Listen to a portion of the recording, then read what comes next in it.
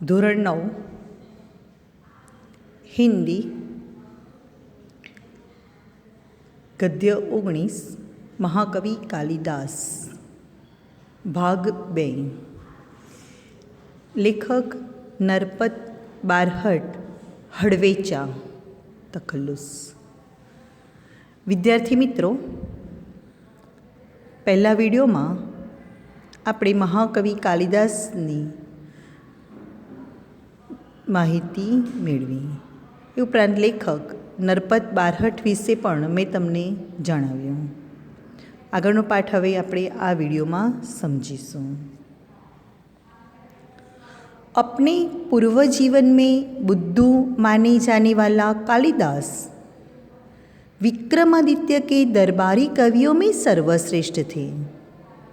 कालिदास के अतिरिक्त 8 और कवि भी दरबार में थे जो नवरत्न कहलाते थे।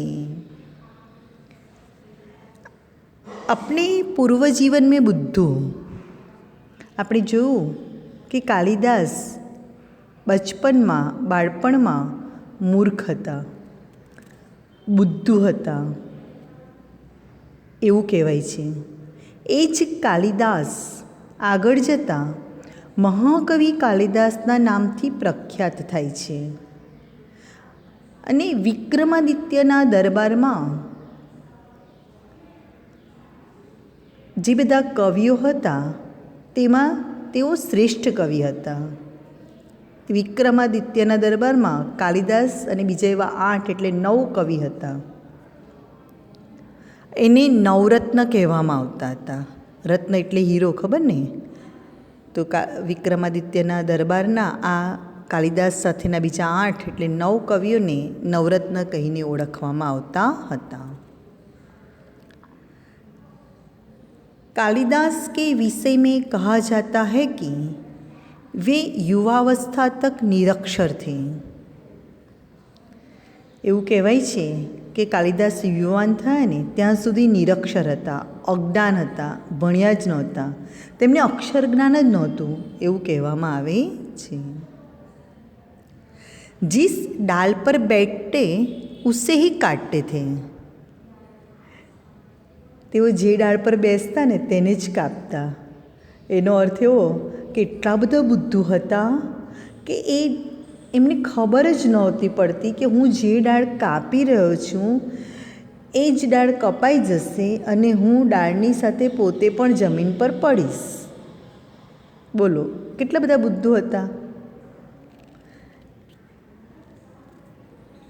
निरक्षर होने पर भी वह इतने विद्वान और महाकवि किस तरह बन गए, इसकी भी एक बड़ी विचित्र और रोचक कहानी है। रोचक એટલે દિલચસ્પ। આપણે હમણાં જ જોયું કે કેટલા મૂર્ખ હતા, ડાળખી કાપતા હતા, એમને ખબર જ નહોતી પડતી કે હું સાથે નીચે જઈશ। આટલા બધા નિરક્ષર હોવા છતાં તેઓ વિદ્વાન બન્યા। એમણે ગ્રંથોની રચના કરી, લગભગ 40 જેટલા ગ્રંથો લખ્યા એમણે, અને એ શ્રેષ્ઠ કવિ તરીકે એમની ગણના થવા માંડી। આ વાત બહુ વિચિત્ર લાગે છે ને તમને, અને એટલી જ રોચક પણ લાગે છે, દિલચસ્પ પણ છે। તમને આમ જાણવાની જિજ્ઞાસા થતી હશે કે એવું તે શું થયું કે કાલિદાસ મહાકવિ કાલિદાસ બની ગયા, એવી કે કઈ ઘટના બની કે તેઓ આટલા બધા વિદ્વાન થઈ ગયા। તમારા મગજમાં પણ આ એક પ્રશ્ન હશે। આપણે આગળ જોઈએ। उन दिनों शारदानंदन नाम के एक राजा थे। राजाનું નામ શું? शारदानंदन। उनकी एक गुणवती और विद्वान पुत्री थी जिसका नाम विद्योत्तमा था। शारदानंदन ने एक દીકરી હતી જે ખૂબ ગુણવાન હતી અને સુંદર હતી। उसके रूप, गुण और ज्ञान की प्रशंसा दूर दूर के देशों तक फैली हुई थी। એટલી બધી સુંદર દેખાય, ગુણવાન પણ એટલી, અને એનામાં જ્ઞાન પણ. એટલે આજુબાજુના પ્રદેશો સુધી, દૂર દૂરના પ્રદેશો સુધી એના વખાણ થતા હતા. એ વાત પહોંચી ગયેલી કે ભાઈ આ શારદાનંદન નામના એક રાજા છે અને વિદ્યોતમા નામની એની દીકરી છે અને જે ખૂબ વિદ્વાન છે, સુંદર દેખાય છે અને ગુણવાન પણ છે. અને વિદ્યોતમાને આ વાતનું બહુ ઘમંડ, એના રૂપનું, એના ગુણનું, એના જ્ઞાનનું એનામાં ઘમંડ આવી ગયેલું. આ ઘમંડ એકચ્યુઅલી ના હોવું જોઈએ, સરળ સ્વભાવ હોવો જોઈએ, પણ એનામાં ઘમંડ આવી ગયું. એક તો રાજાની દીકરી અને નાનપણથી આટલી સુંદર, એટલે એનામાં ઘમંડ આવી ગયું. अपने विवाह के संबंध में उसने एक घोषणा कर रखी थी कि जो उसे शास्त्रार्थ में हरा देगा उसी के साथ वह अपना विवाह करेगी. શાસ્ત્રાર્થ એટલે શાસ્ત્ર સંબંધી અર્થ, શાસ્ત્રમાં જે ચર્ચા કરે તે. વિવાહ એટલે લગ્ન. એણે એના લગ્ન બાબતે, સંબંધ એટલે કે લગ્ન બાબતે એવી ઘોષણા, એવી જાહેરાત કરી કે એની સાથે જ્ઞાનમાં જે ચર્ચા કરશે અને જીતશે તેની સાથે જ એ પોતે લગ્ન કરશે. उसकी इस घोषणा की जानकारी जैसे जैसे पास पड़ोस के देशों तक पहुँचती गई, એને જે આ ઘોષણા કરી હતી અને એને જે જાહેરાત કરી હતી કે જે મને હરાવશે એની સાથે જ હું લગ્ન કરીશ, એટલે આજુબાજુના પાડોશી સુધી એની આ વાત પહોંચી ગઈ. અને આજુબાજુના જે વિદ્વાનો હતા, વहाँ के विद्वान तथा पंडित विद्योतमा से शास्त्रार्थ करने के लिए आने लगे. બધાને એવું થયું કે હા, રાજાની દીકરી ગુણવાન પણ છે, સુંદર દેખાય છે અને ચાલો આપણે એની સાથે લગ્ન કરીએ. એટલે લગ્ન કરવા માટે પંડિતો આવવા માંડ્યા. लेकिन विद्वान या पंडितों को बड़ी ग्लानि का अनुभव हो रहा था और वे इसका बदला लेने का उपाय सोचने लगे. ग्लानि એટલે દુઃખ. लेकिन परंतु આ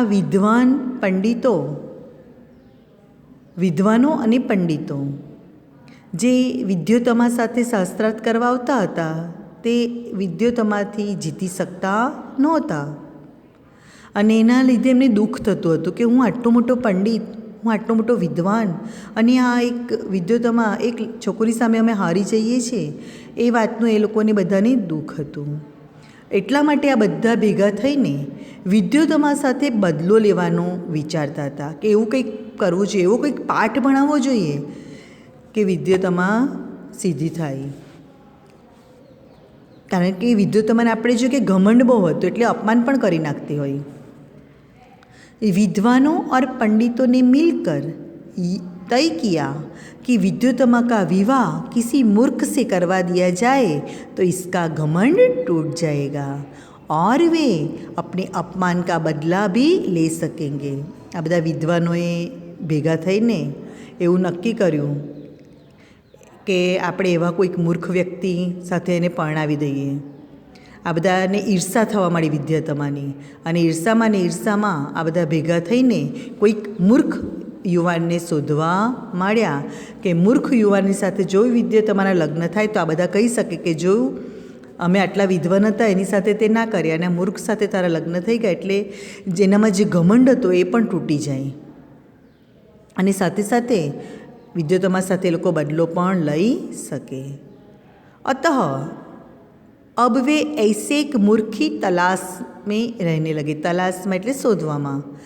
એટલે આ નક્કી કર્યા પછી આ બધા એક મૂર્ખને શોધવા માંડ્યા, મૂર્ખની શોધ કરવા માંડ્યા.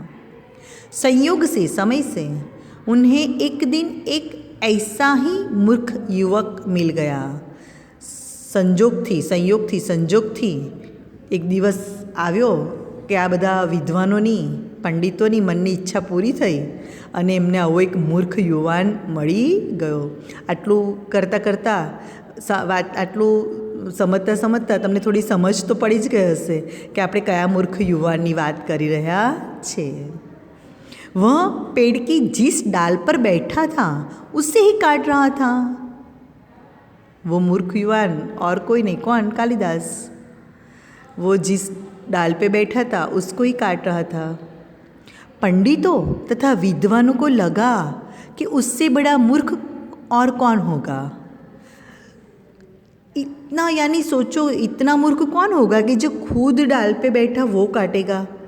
એટલે પંડિતોને ને વિદ્વાનોને લાગ્યું કે આનાથી બીજો મૂર્ખ તો હવે શોધવા જવાની જરૂર જ નથી. આનાથી બીજો મૂર્ખ કોઈ મળી શકે નહીં. આ જ સૌથી મોટો, આ જ યુવાન જે છે સૌથી મોટો મૂર્ખ છે. इसीलिए पंडितों ने उसे पेड़ से नीचे उतारा और समझा बुझाकर एक सुंदर राजकुमारी से उसका विवाह करा देने की बात कहकर तथा लालच देकर अपने साथ चलने को राजी किया. આ બધા પંડિતોએ એ યુવાનને ઝાડ પરથી નીચે ઉતાર્યો, સમજાવીને એને કહ્યું કે અમે તારો લગ્ન એક રાજકુમારી સાથે કરાવશું. અને આવી વાત કીધી, એને બહુ બધી લાલચો પણ આપી. એને કીધું કે ભાઈ રાજકુમારી તો બહુ સુંદર છે, રાજાની દીકરી છે, અને આ રીતે એને રાજી પણ કરી લીધો. આપણે પહેલાં વિડીયોમાં મેં તમને કહ્યું હતું કે કાલિદાસ સુંદર દેખાવવાળા હતા, સુંદર દેખાતા હતા, પણ મૂર્ખ હતા. એ વાત તમને યાદ હશે.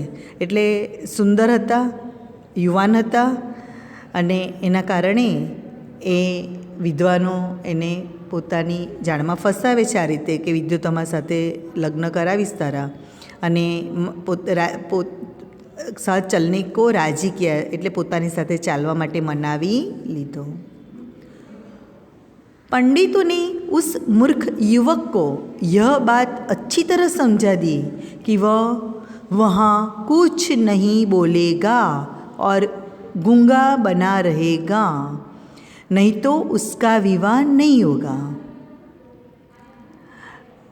યુવાનને પણ લગ્ન કરવું હતું, એ પણ ખુશ થઈ ગયો કે હા, મારું તો સુંદર યુવતી સાથે લગ્ન થશે. અને એના કારણે આ પંડિતોએ એ મૂર્ખ યુવાનને કીધું અને બહુ સરસ રીતે સમજાવી દીધું કે તારે ત્યાં જઈને કંઈ જ બોલવાનું નથી, તારે મૌન રહેવાનું છે, મૂંગા રહેવાનું છે, ગૂંગા રહેવાનું છે. નહીં તો તું જો બોલશે તો એ યુવતી રાજકુમારી તારી સાથે લગ્ન કરશે નહીં, તારા એની સાથે લગ્ન થશે નહીં. કારણ કે આપણને ખબર જ છે કે એ તો મૂર્ખ છે, અને એ જ્યારે બોલશે ત્યારે એવું બોલશે કે પેલી રાજકુમારીને લગ્ન માટે ના પાડી દેશે. કારણ કે વિદ્વાનો અને પંડિતો પણ એની સામે હારી જતા હતા, તો આ મૂર્ખ યુવાનનું તો એની આગળ શું ગજું. તો મૂર્ખ યુવાન, વહ મૂર્ખ યુવક બડા ખુશ હુઆ.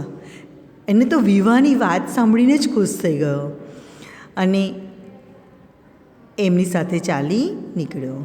उसने पंडितों की बात मान ली और उसके द्वारा दिए गए अच्छे कपड़े पहन लिए. पंडित उसे विद्युतमा के पास शास्त्रार्थ के लिए ले गए. જુઓ, મૂર્ખ યુવાન પણ તૈયાર થઈ ગયો, પંડિતોને પણ મજા પડી ગઈ, અને પંડિતો અને પેલા વિદ્વાનો એને લઈને ઉપડ્યા રાજકુમારી વિદ્યુતમા પાસે. શારદાનંદ રાજાને ત્યાં રાજકુમારી પાસે મળવા લઈ ગયા અને એની સાથે શાસ્ત્રાર્થ કે લીએ એમની સાથે ચર્ચા કરવા માટે એ યુવાનને ત્યાં લઈ જવામાં આવ્યો. તમે જોયું કે વિદ્યુતમા સાથે લગ્ન કરવા માટે જવા માટે યુવક તૈયાર થઈ જાય છે. અને આગળનો પાઠ આપણે આગળના વિડીયોમાં જોઈશું. તમને મેં આ ચિત્ર આપ્યું છે, કલર જોજો અને પ્રેક્ટિસ કરજો.